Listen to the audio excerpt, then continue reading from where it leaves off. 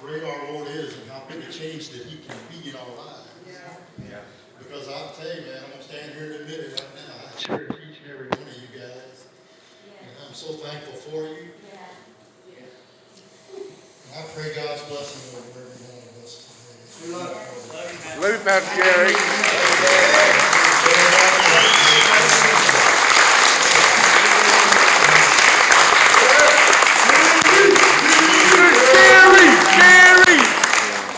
I told somebody this week I went ahead and ordered my Heel of God t-shirt. If you will, go ahead and turn to Matthew chapter 7. This is actually part of what we're going to talk about in discipleship, starting on February 4th. How many of you have signed up for discipleship? You need to go ahead and get signed up. The rolls out there on the counter at the store out there. You need to go ahead and get signed up. I'm going to tell you, man, I spoke about this revelation a couple of weeks ago. You know, the time is a gift from our Heavenly Father. This discipleship thing ain't going to cost you anything but time. Yeah. Right. So the decision that we have to make really is how are we going to use the time that God has gifted us with, and dedicating ourselves to being what we claim to be, disciples of Christ, seems to be, to me, should be the top priority of how we spend our time. So it's Tuesday nights. I don't know, we just get here when you can. 7 o'clock. It's officially 7 o'clock. All right, so anyway, Matthew chapter 7. I'm going to tell you there's a commercial going on right now that talks about identity theft. Identity theft. And one of the little taglines in this commercial is that in stealing your identity, I can do just about anything in your name as a representative of you, right? Yeah. Just as though I was you, I think is the word they're using. I can do anything I want to, just as if I was you. And that's the identity theft. Now, I'm going to remind you that the enemy of God he specializes in perverting the things of God. Yeah. And we are given an identity through Christ our Lord that's a free gift. Come on. Now, I can do all kind of great worldly things, taking advantage of you and using your identity. How does that compare to what we can do in the identity of Christ? And the whole key to the thing is being all in. Being all in. So let me just go ahead and start reading here. Matthew chapter 7, I'm going to start at verse 21. Not every one that saith unto me, Lord, Lord, shall enter into the kingdom of heaven, but he that doeth the will of my Father which is in heaven. Many will say to me in that day, Lord, Lord, have we not prophesied in thy name? And in thy name have cast out devils, and in thy name done many wonderful works, which actually stands for miracles. So these people stand before Christ our Lord, having done miracles in our Lord's name. In verse 23, he says, and then will I profess unto them, I never knew you. Depart from me, ye that work iniquity. The miracle worker, called a worker of iniquity. The Father's will boils down to this: I will be their God, and they shall be my people. That was the way it was set up in the Garden of Eden. It was the basis for every covenant that He's made. It is His promise that is the condition of eternity in His kingdom. I will be their God, and they shall be my people. Doing wonderful works in Jesus' name does not qualify us for a place in that kingdom. Doing miracles in Jesus' name is not a purpose or a mission. Okay? What we do is a result of who we are. It's an expression of what we are. Right? We are about our Father's business because we are our Father's children. I don't do the things that I do in Jesus' name because I'm hoping to get a bigger mansion than other folks in His glory, right? I do what I do simply because I am a child of God. And I'm just trying to be the best ambassador for Christ that I can become here in this earth. That's it. That's it. That's it. To include any other motive makes me a work for a believer. Period. Point blank. In thy name, in Jesus' name. It's a key phrase. It's a key all-in phrase. We're going to dive into this one big time in discipleship, right? But in Jesus' name is a statement of our being. You need to understand this. Come on. You need to really take a hold of this. When we say those words in Jesus' name, we are making a declaration. If you're using those words just because it's, how we're supposed to end the prayer, you're wasting your breath. Right. It's just not there. Right. It is a statement of our being. And from now on, I want you to remember that. You're declaring that you are acting on behalf of Christ Jesus. That's good. That's good. You're saying that you are one who has dedicated yourself to being a representative of Christ Jesus. And I'm going to tell you right now, to invoke the power without the dedication, that's your responsibility. Let's just keep reading here. Okay? Therefore, whosoever heareth these sayings of mine and doeth them,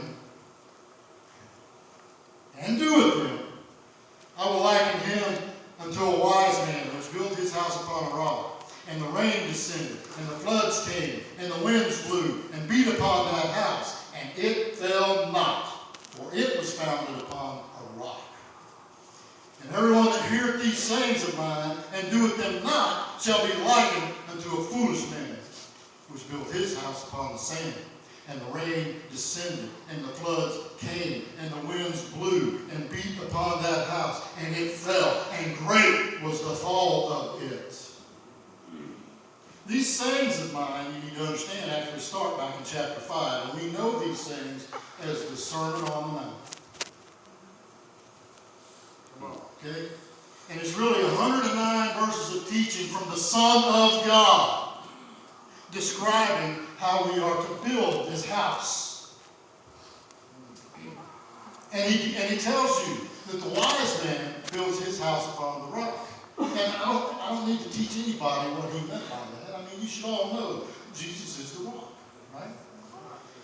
He says, whoever hears these sayings and puts them into practice is what the proper translation of that, doeth, means. Puts them into practice. He's saying that guy is the wise man who builds his house upon that rock. Now, remember what I said a minute ago. How I live my life is a result of who I am. So I am not going to build my life on the foundation of Christ Jesus. I'm going to build me on that foundation. Come on, that's good. That's good. Okay? In other words, how much of him you allow to be demonstrated through you depends on how much of him, how much you allow him to influence you. Come on. That's good. That's good. Which is the definition of grace. The divine influence upon the heart and its demonstration in the life. How much are you allowing Christ to influence you? How much of that influence are you displaying to the world? Come on, brother. All in, are you all in? I'm going to build me on that foundation.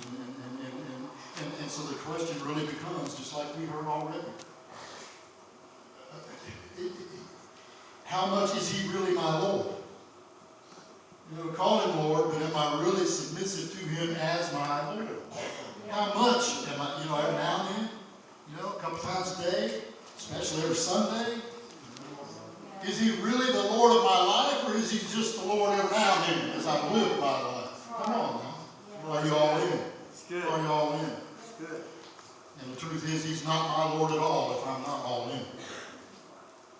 It's just that simple. It's like I said a few weeks ago. You eat all in your full. Right?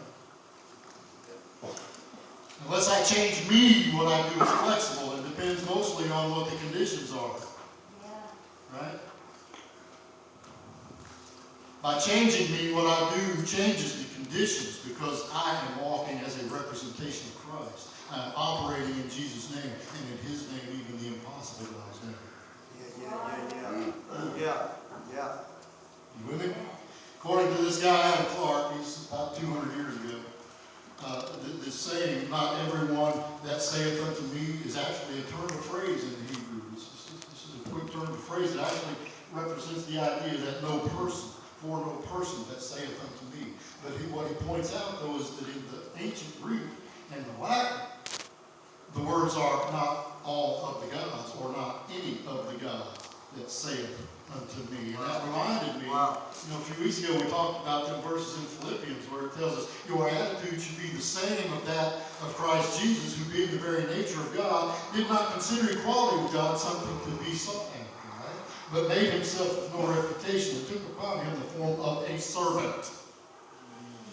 We are chosen in order that we might be for the praise of his glory. Yeah, That's what Paul that's right. teaches us in That's right. Ephesians. That's right. We were chosen in order that we might be your existence. Your purpose is to be God's people. Your purpose is to be for the praise of God's glory. That's your job here on this earth. Man. Are you all in? And if what we do is driven by any other motive, we are standing ourselves up as God. And we are efforting to accomplish our own will for our own glory. Jesus is Lord, is the rock that his church is built upon, and you as individuals, each and every one of us as individuals is that church. You are a church. You are a temple of God, right?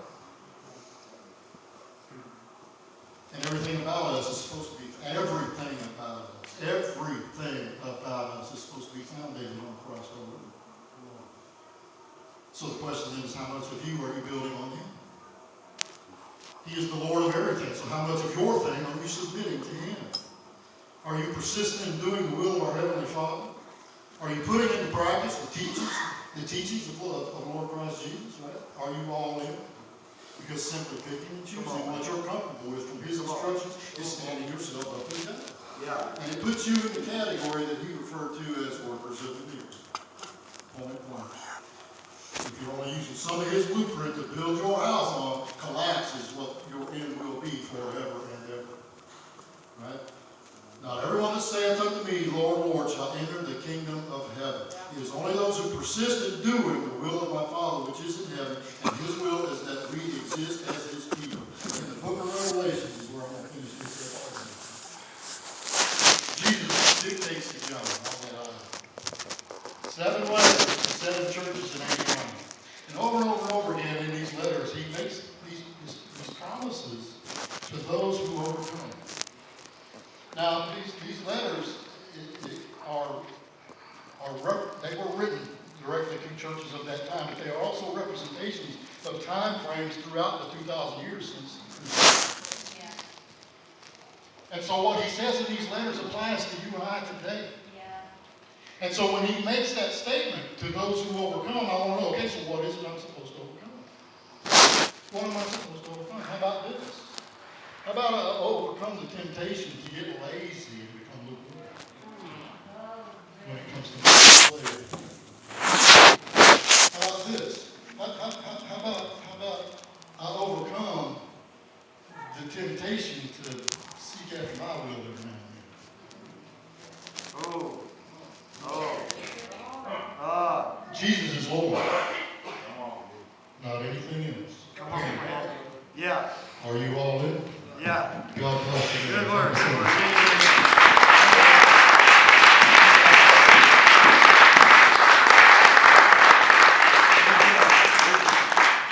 That's a good word right there, Jerry. Amen. I am honored to sit up here with these men and just watch what God is doing in this place. He's raising up so many men and women of God. Amen. Randy's preaching somewhere else today, and so God's just doing some. She's actually preaching at the Cave of London, and so God's just doing some great things. And He's raising some people up, and don't be surprised when I push you out the boat and tell you to walk on water. Somebody's got to push you out the boat sometime. Stretch you a little bit. Amen. Get you to pray when you don't want a hallelujah in front of everybody. Amen. So I'm excited about what God's doing. Amen. So I was just thinking, I'm telling Jerry a few minutes ago about, last year the theme was to become blameless. That we were to be a blameless people, a spotless bride, blameless.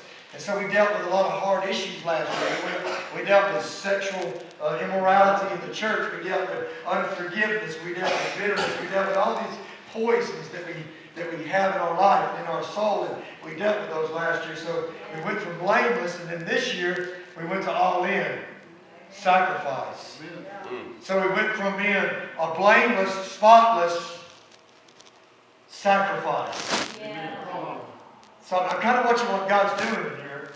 And so we became blameless, and now we're sacrificing ourselves on the altar. Oh man, come on. So I'm kind of getting a glimpse of what God's doing, and He's preparing us for His return. That's right. Amen. He's preparing us for His return. If you got any Bibles, turn to Luke 10. I'm not going to keep you but about an hour and a half, and then I'll let you out of here. Amen. No, you hear me all the time, so I'm usually the shortest one up here. Kevin's the tallest one up here. Never mind. Luke chapter 10, I'm just going to read this real quick. Kind of goes along with Jimmy's story a little bit. You all know the story. Luke chapter 10, look at verse 25. Say deny, die, and devote. That's what we're called to do. Deny ourselves, die to self, and devote ourselves to Christ. Amen? Devote ourselves to others. I want to say this, Jerry touched on it a few minutes ago. All in has nothing to do with our duty. All in has nothing to do with our duty, but it has everything to do with our purpose. And my purpose is to lay my life down for you. Your purpose is to lay your life down for others. All in is never about you. All in will always be about somebody else. If it's ever about you, you've got it twisted. You've got it twisted. I must be willing to deny myself, die to self, and devote myself to Jesus first and people second. Luke chapter 10, look at verse 25. Luke 10 and 25. And it says, and behold, a certain Pharisee, or a certain lawyer, it says, stood up and he tempted him. Wow. Tested him. This dude stands up and will test Jesus. And he says, Teacher, what shall I do to inherit eternal life? Just the same thing Jimmy was saying. Just a different circumstance. He said to him, what's written in the law? What is the reading of it? So he answered, he said, you shall love the Lord your God with all your heart, with all your soul, with all your strength, and with all your mind, and your neighbor as yourself. Amen. How do I get eternal life? To love the Lord with everything in me and other people. Not to love the Lord and myself. Uh-oh. All right, let's move on. Amen. Amen. And he said to him, he said, you've answered rightly. Do this and you will live. Wow. So, but him wanting to justify himself says to Jesus, he actually tries to trick him again. Okay, then who's my neighbor? Ooh. Look at verse 30. Jesus answered and said, I want you to hear this parable. A certain man went down from Jerusalem to Jericho, and he fell among thieves who stripped him of his clothing, wounded him, departed, leaving him half dead. Anybody's ever life ever felt like that? Come on. Now by chance, a certain priest, or a certain pastor, or a certain church leader, come on now, don't know where I'm going, came down the road. And when he saw him, he passed on the other side, like I don't even see you. Come on, man. Likewise, a Levite, or a worship leader, the Levites were the worshipers. Come on, man. So a worship leader, when he arrived at the place, came and looked, and he passed on the other side also. Now, I love this story. We have a pastor, if you put it in modern day terms, we have a pastor and we have a worship leader. And they see somebody in trouble. They see somebody literally dying, and they choose to overlook it and walk around and go down the other side. Many times in the modern day church, this is our attitude. That's right. That we see the hurting, we see the broken, we see the addicted, we see the prostitute, we see the stripper, we see the desolate, and we choose to walk on the other side of the road. Let me show you what all in does.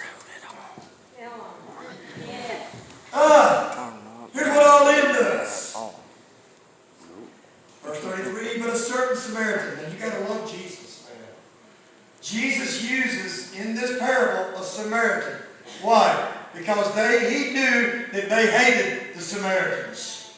He knew the person that was questioning him did not get along with the Samaritans. They hated each other. They fought. They didn't have anything to do. Matter of fact, they would go walk all the way around to go somewhere. They would never even walk through Samaria. But Jesus is going to use their very enemy to make a point. He's going to tell the pastor and he's going to tell the worship leader, you know that person you look down upon? All right. Come on, somebody. But a certain Samaritan, as he journeyed, came where it was, and he saw him, and he had compassion. So he went to him, and he bandaged his wounds, poured in the oil and the wine, and he set him on his own animal, and he brought him to an inn, and he took care of him. And on the next day, when he departed, he took out 2 denarii, and he gave it to the innkeeper, and he said to him, take care of him. And whatever, listen, say whatever. Whatever. Say it again, whatever. Whatever. Whatever more you spend when I come in, I will repay you. So which of these 3 do you think was neighbor to the one who fell among the thieves? And he said, he who showed him mercy. And Jesus said, listen, you go and do likewise. How do I enter into the kingdom of heaven? When you go and do as this man did. Come on, when you lay your life down for somebody else, when you put your desires and your wants, come on, let me tell you what's not popular in the church is esteeming others above yourself. See, because we're trying to climb the corporate ladder in the church instead of helping other people climb. Come on, we just want. And this is why we need it. All in prefers you over me. All in lays my life down that you'll live. All in inconveniences me so that you'll live. This is all in. It's not popular. It's not popular to die. See, it's a year. Last year was a year of becoming blameless. And this is the year of death. To die of self. So that you'll live. What would happen if I could find a whole congregation of dead people? What would happen, Brother Bill, if I could look out here and everybody in here was dead to self? It would set Mobile, Alabama on fire. I tell you, if we would just die in this place, we could turn this city upside down. If we would just die in our wants and our desires and meet the desires and the needs of everybody else. This is true being all in. This is all in. Jesus was saying your neighbor is anyone who is in need. We've been on this all-in theme, and I think it's important to know all in is never about us climbing the corporate ladder of success in the church. All in is not about you climbing to the top. All in is about you going to the bottom so others can climb. All in is always about others and never us. And we can never truly be all in until it's about everybody else but us. Because when it's about us, we're selfishly all in. And we have an ulterior motive. I must die that you will live. Yep. I must sacrifice my life and my time. I must sacrifice, come on people, my wants and my desires so that you will live. I truly believe the church, as Jesus set it up, holds the keys to the world's problems. I want to tell you that right now. I believe that we, the church, is slacking. That we hold the keys to the world's issues. But we won't die to self enough to fix the world issues. Because we're too concerned.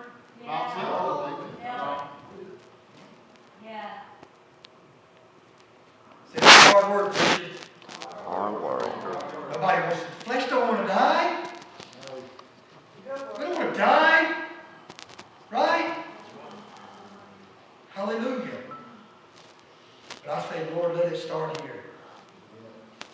Let it start in the city that we would unite as one and be all in for others and not self-gratification. You say, look at me and look at my ministry. Yeah. I don't care how big your ministry is. How many people did you help last week? Come on. I don't care how big your ministry is.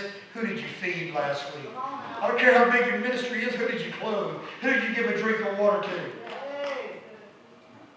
Come on. Romans 12:1. I beseech you therefore, brethren, by the mercies of God, that you present your bodies a living sacrifice. Living sacrifice. Holy, acceptable unto God, which is your reasonable service. What's it saying? Die. Lay your life on an altar. Come on, man. Sacrifice yourself that others would live. Sacrifice yourself that others would know Him. God has said it. Thank you, Owen. I believe, listen to me, I believe that we hold the key to world hunger, to homelessness. Yes.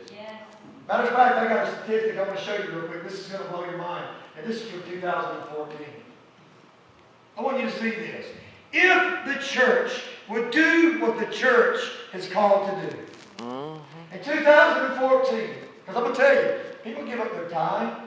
They'll even give up their talents. But the last thing one thing they want to give up to be all in is their finances. Come on. Our treasures. That's right. I don't care what you think about Tim. I'm telling you, it's biblical. You say, well, that's Old Testament. Well, so is don't commit adultery. But you ain't doing that, are you? Or maybe you are. I don't know. Can't commit murder. You're not murdering, are you? Okay, well, then, come on. Say what you want. It's just as much part today as it was then. The only reason you don't want it to be a part is because you don't want to be all in. That's good. 2014, the average income was $53,647 a year. 75% of the Christians professing Christians in the United States, 75% of the population was professing Christians in the United States. That's 243 million people in the United States who profess to be Christians. You divide that by 3 because the family ratio is anywhere between 3 to 4 people in the family. Are you with me? Stay with me. We got some good mathematicians in here. Okay, so that's 81 million families. Okay, that's 243 divided by 3 is 81 million. 81 million times the income of 53,000 is $4.35 trillion that should be coming into the church annually. Come on now. 4.35 trillion. Okay? Now you divide that by 10%, which is a tie. 10% of 4.3 trillion is $435 billion should be coming to the church. Okay? 10%. 435 billion to the church. They say that we can feed the whole world for $30 billion. That everybody that goes to sleep at night will have a full belly. Every person in the USA for $20 billion could be homed. That leaves $385 billion for other needs.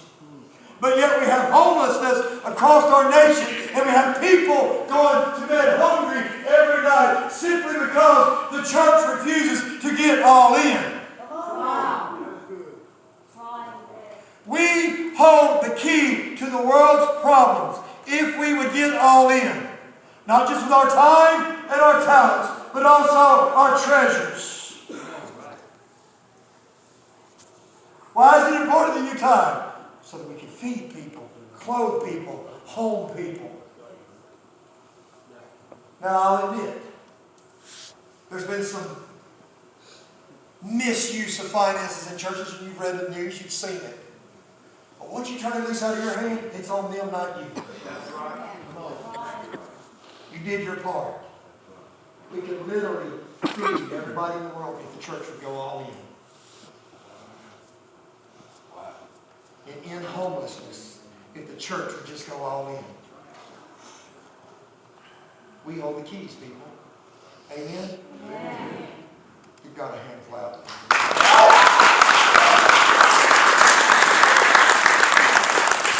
I get a little bit excited.